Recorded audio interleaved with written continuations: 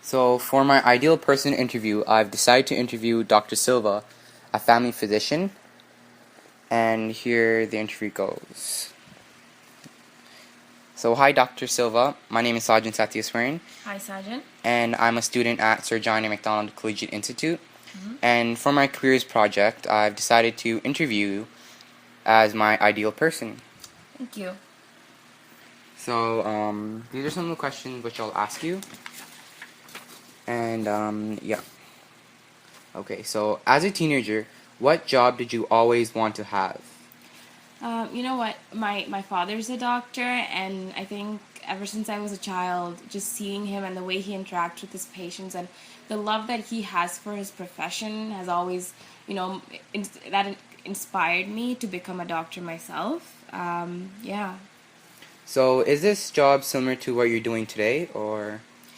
Yes, I am a doctor. I think I've always wanted to be, and I am today. Okay. How has your perception of your job changed over the years that you have previously done it?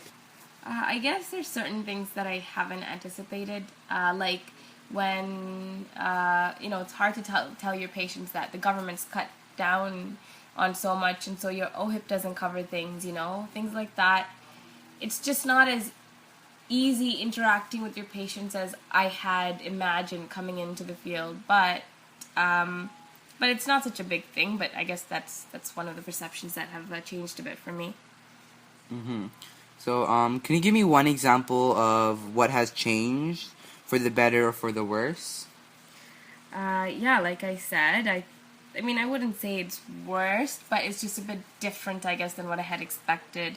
You know, just sort of, I guess, being the middleman. People seek you as the doctor to answer all their questions about these things, and they don't realize that even doctors, they are accountable to the government, and we have to follow what the government, the rules of the government, and when they cut things, and that kind of thing. Yeah. So, what is the biggest misconception surrounding the type of work you do?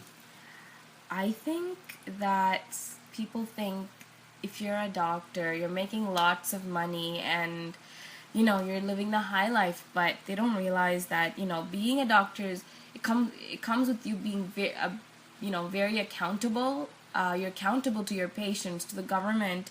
It's a big responsibility, and it's not all fun and games, and it's not all easy. You have your really hard days and your happy days, but I think that's the biggest misconception is people think, oh, become a doctor, make lots of money, and people sort of have to change that mindset. So, what skills have you learned at school that you continue to use in your job today? I think while I was in school, the biggest things that my professors have emphasized is always to be a good listener. It's sort of like, if you think about it, customer service, when you're interacting with people, especially patients, because they're coming to you because they're sick, so you have to be extra sensitive to their needs, and you have to be a good listener. When your patient comes in, you have to let them talk, you have to let them know and feel and be acknowledged that they're being heard, that their doctor is hearing out what their problem is, and they're going to get help. So yeah, being a good listener, that's a big skill that you need when you're a doctor. Is there any skills that you've learned in high school that you probably haven't used in your job? Um,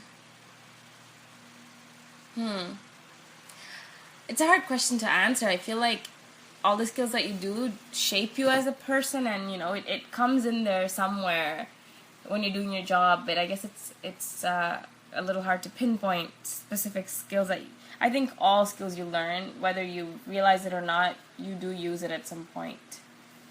So, are there any courses that you took in high school that you thought weren't useful or were useful? Well, of course, taking your science is very useful when you're going into the medical field. One interesting thing I'd like to say is people don't realize, when you're taking physics and you're in high school, you think that, what's physics going to do for me? Am I ever going to use it? But you don't realize that let's say someone comes in with a fracture or there's something broken, they have a broken bone. You need your angles, and you need, you need to, all that stuff is Yeah. involved. So yeah, sciences. Okay. What do you like most about your job, and what do you least like? I think what I like most about my job is that, the patients that you're treating, when you see their health improve, it gives you a lot of satisfaction because, you're seeing it really makes you feel like, this is a very honorable profession, and for me, it makes me feel proud to be in this profession when I see that my patients are slowly improving. But at the same time, I guess what I like least is, as much as you try and help, there's some things that, for some people, they're just not curable, or, you see that you can't help them. That feeling I really hate. But, what can you do? That's how it is, right? Are there any problems in the job, or have you ever hated the job? I wouldn't say hate it. I guess I've had my days of stress when, we're trying really hard with a specific patient, let's say to help them improve their health, but sometimes you don't get cooperation from the patient. To them, it doesn't seem like a big issue. When they're not following your advice, they could be getting better. So if they did follow your advice, and they don't always do, and I guess sometimes it's a bit frustrating, but you always have to be sensitive to the patient, and try and help them out as much as they're not listening. You have to do your best. So I guess those are my frustrating days, and those are what I like least. What three pieces of advice do you think you would give to young people today who are interested in doing the same job as you? I think the biggest piece of advice I can give is, again, don't go into this profession thinking I'm going to make lots of money and I'm going to be rich. This is a very honorable profession, and it takes a certain kind of person. You have to be committed, and you can't go in for the sake of money. Yes, it's going to pay your bills and, give you a roof to live in, but this kind of a profession, you really need to want to be a doctor. You need to want to help people. You can't just go into it for the money. And another piece of advice I would give, I guess, is in this now fast-paced world, I guess the medical scene is also changing, and you have to realize that yes, you're a doctor, you're helping a lot of people, but you're a human being as well, and you need to make sure that you try and give yourself as much of a work-life balance as possible. Yes, you need to work, but you need to take those times out for yourself and relax, do things that are unrelated to your profession, and then come back, and you'll perform a lot better. And the third piece of advice I would give is be patient. Like I said, your patients come in, they think something's wrong with them, they want to tell you, they want you to listen, and as much as you think, sometimes they come in with such a common thing, like they could just take a vitamin C pill and they'll be cured, but they come in thinking they need antibiotics. But you just have to be patient. You're the doctor. You're the one, in the profession of helping people, and you have to be very patient and sensitive to these patients' needs. So yeah, those are three pieces of advice I would give. Okay, so what are the three most important skills that you need in order to do your job well on a daily basis? I like I've described before, I think being a good listening skills, being patient, and I think even on a daily basis, you need to try and take times out of the day to sort of bring down your stress, because there may be days when you have that really terminally ill patient, and as much as you try not to let that stress you out, it does. So you need to try and make sure you give yourself that balance in your job, and those are very important skills. Okay. So, what made you decide to continue in this job despite all the bad? Why do you like this job so much?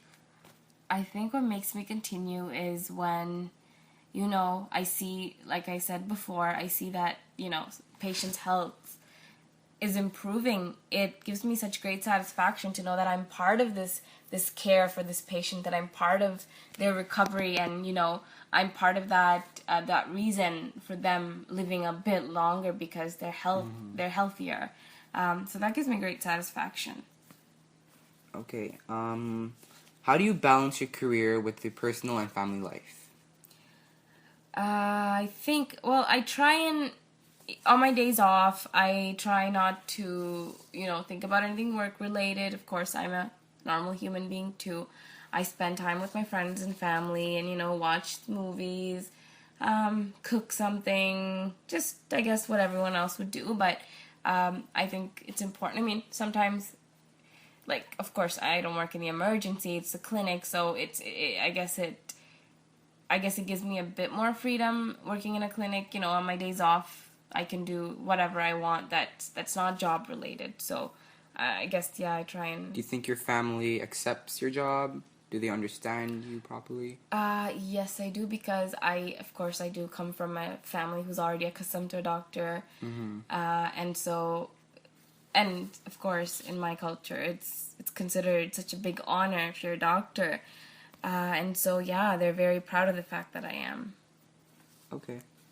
How would your coworkers describe you? Have you ever had any problems with them? I think my coworkers would say I'm very friendly and I'm easy to get along with. And I always, like in our clinic, the younger doctors are always, we're always learning from the more experienced doctors. And yeah, I am someone who gets along. That's cool. So yeah, you are satisfied with your job, right? Yes, very satisfied. Can you describe a situation where you've probably loved or hated your job? I think there was this case where I guess I loved that job. I think it was when I was one of my first patients when I started.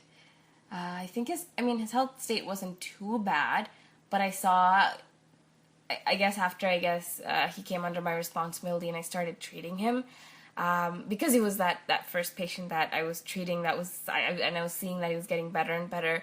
It gave me such a great feeling.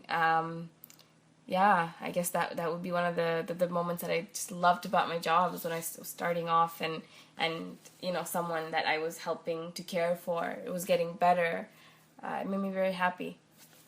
Okay.